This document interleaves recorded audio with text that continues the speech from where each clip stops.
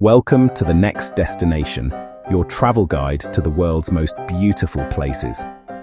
Paris is a city that you don't just see, you feel it with every part of your being.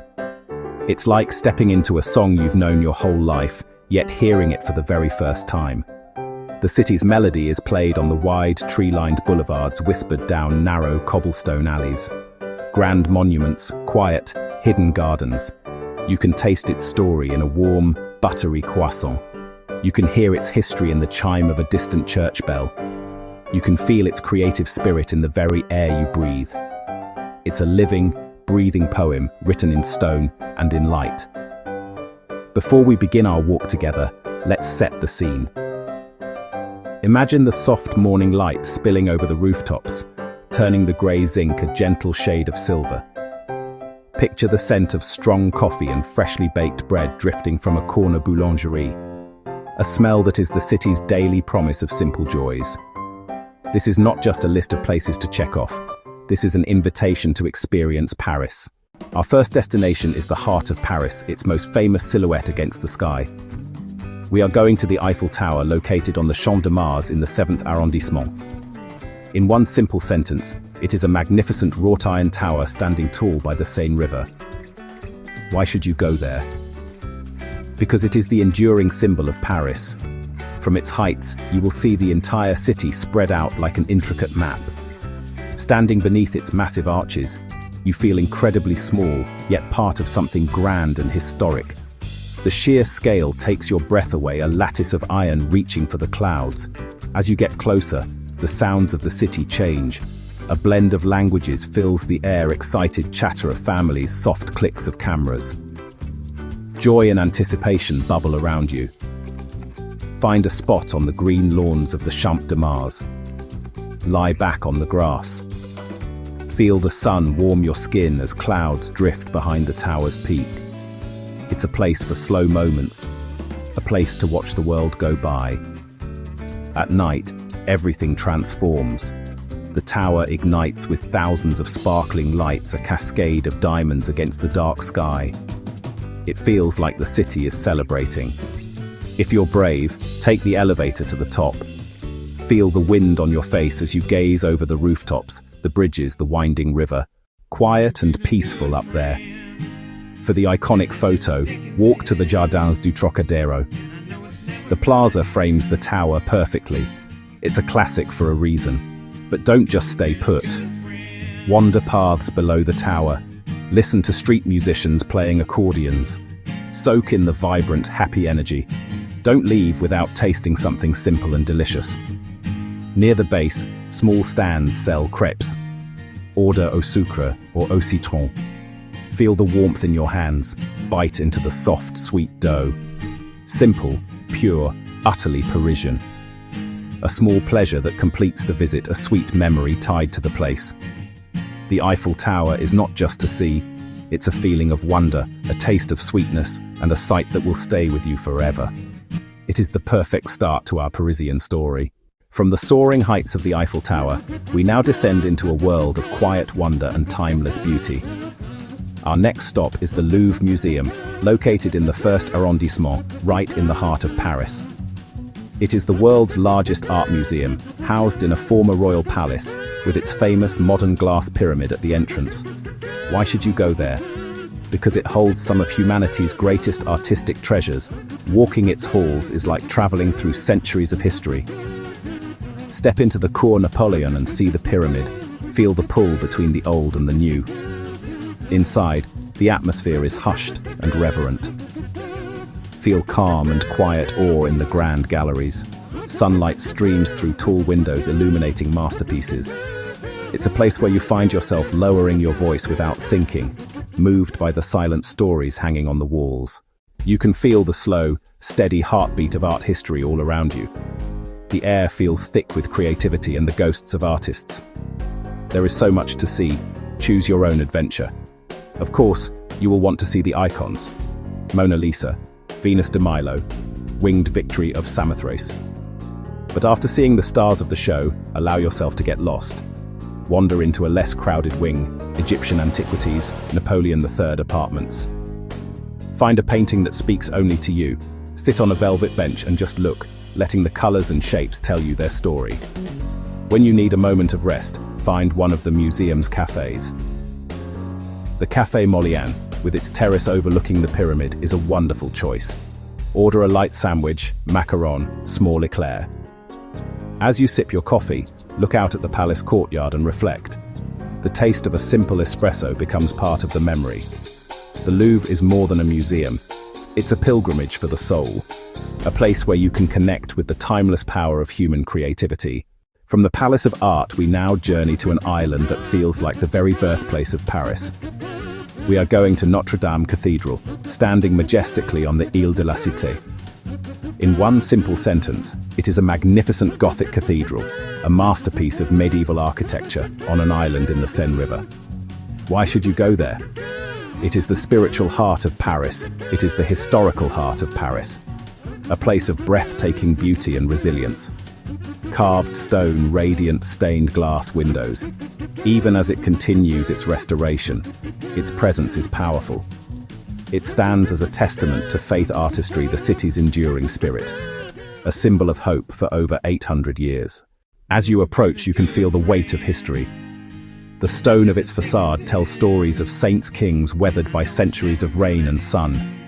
Stand in the square and look up at the two imposing towers. Notice the intricate portal sculptures. The air here feels different, calmer. The gentle flow of the Seine, the distant muffled sounds of the city. Quiet contemplation, connection to generations before you. Before the fire, visitors could step inside and feel the cool, cavernous nave. The scent of old stone and faint incense hung in the air.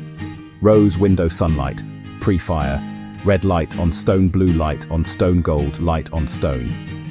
Even from the outside today, you can feel that sacred atmosphere. Walk the perimeter to see the flying buttresses. Pause at point zero, the bronze star in the pavement. Wander the charming streets of Île de la Cité.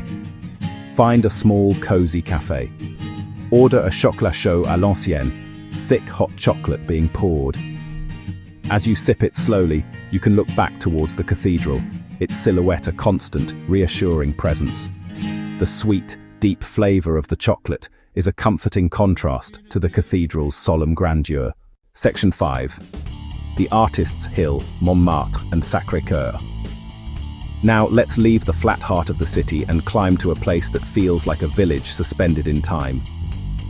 Our next destination is Montmartre, the famous hill in the 18th arrondissement, crowned by the stunning Sacré-Cœur Basilica. In one simple sentence, it is a historic hilltop neighborhood with a beautiful white basilica known for its winding cobblestone streets and vibrant artistic community. Why should you go there?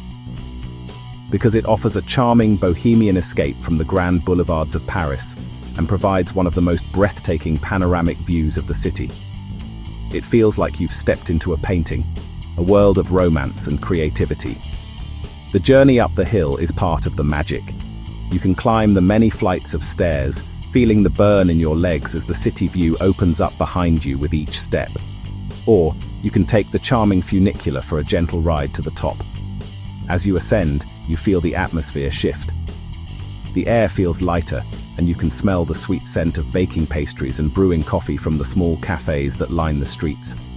The sound of an accordionist playing a classic French tune might drift on the breeze, adding to the cinematic feeling of the place.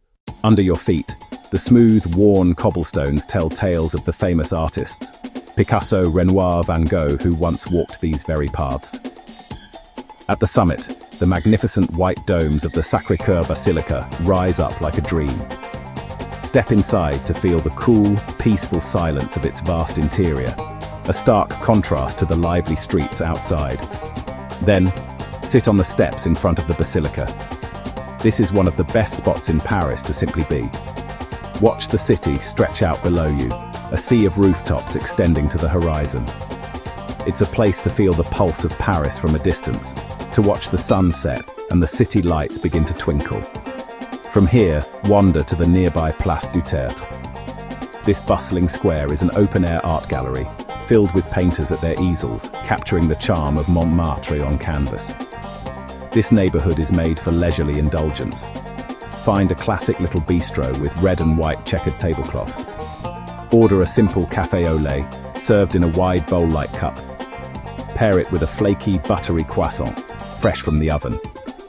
The taste is simple, comforting, and perfect. As you sit and sip, you can people watch, observing the mix of artists. After exploring the city by foot, it's time to see Paris from a completely different perspective. We are going to take a gentle journey on the water with a Seine river cruise, which departs from various docks along the riverbanks.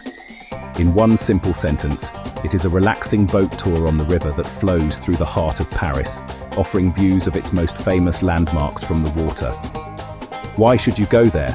Because it provides a calm and magical way to see the architecture of the city, allowing you to appreciate the bridges and buildings from a unique and beautiful vantage point. It's like watching a slow, cinematic tracking shot of the world's most beautiful city. The feeling of being on the river is immediately soothing. As the boat pulls away from the dock, you feel a gentle rocking motion, and the sounds of city traffic begin to fade away. They are replaced by the soft lapping of water against the hull and the voice of a guide pointing out the sights. You feel the cool river air on your skin, a refreshing breeze on a warm day. The sunlight dances and glitters on the water's surface, creating a sparkling pathway ahead of the boat. You are no longer a pedestrian in a bustling crowd. You are a floating observer, gliding peacefully through the center of it all. It's a moment of pure relaxation and wonder. As you drift along, Paris's greatest hits parade passes by your window. You glide under the city's ornate bridges, each one different from the last. Pont des Arts, Pont Alexandre III, with its golden statues. You see the Eiffel Tower from a new angle, the grand facade of the Louvre, the stately Musee D'Orsay in its old train station, the enduring presence of Notre-Dame on its island. A nighttime cruise is especially enchanting. The monuments are all lit up, casting a golden glow that reflects and shimmers on the dark water. The Eiffel Tower's hourly sparkle show, seen from the river, is a truly unforgettable experience. While on board, you can enhance the moment with a simple pleasure. Many of the boat tours offer drinks and snacks. Sipping a glass of cool, sparkling water or perhaps a flute of champagne feels incredibly decadent and perfectly Parisian. You can also bring a small pastry, like a madeleine or a palmier, to enjoy as you watch the scenery unfold. The sweet, delicate taste pairs beautifully with the elegant views. A Seine river cruise is more than just a tour. It's a moment of tranquility, a romantic interlude, and a chance to fall in love with the grand beauty of Paris all over again, from the gentle embrace of its legendary river. From the flowing river, we step toward a building where time seems captured in light and color. The Musée D'Orsay, on the left bank of the Seine, in the 7th arrondissement. A world-renowned museum housed in a former railway station primarily dedicated to Impressionist, post-Impressionist masterpieces. Stand face-to-face with Monet, Renoir, Van Gogh, Degas. Entering feels like airy grandeur. You're in the former Gare d'Orsay main hall. Look up at the immense arched glass ceiling. The grand station clock hangs on the far wall. It doesn't feel stuffy. It feels open, bright, alive. Visitors move through the galleries in quiet joy and discovery. Head to the top floor under the glass roof. Monet, the water lilies, Renoir, Bal du Moulin de la Galette, Van Gogh, Starry Night over the Rhône. Don't just glance at the paintings. Get up close to see the individual brushstrokes, the bold dabs of color. Then step back and watch how they merge together to create a scene shimmering with light and emotion. Make your way to the famous clock window on the top floor. Look through the giant clock face at the silhouetted right bank, with the Sacré-Cœur visible in the distance. For a truly memorable meal, have lunch in the museum's restaurant, located behind the clock in the station's original dining room. The room is a spectacle of chandeliers, painted ceilings, and gilded decor. Eating here feels like the Belle Époque.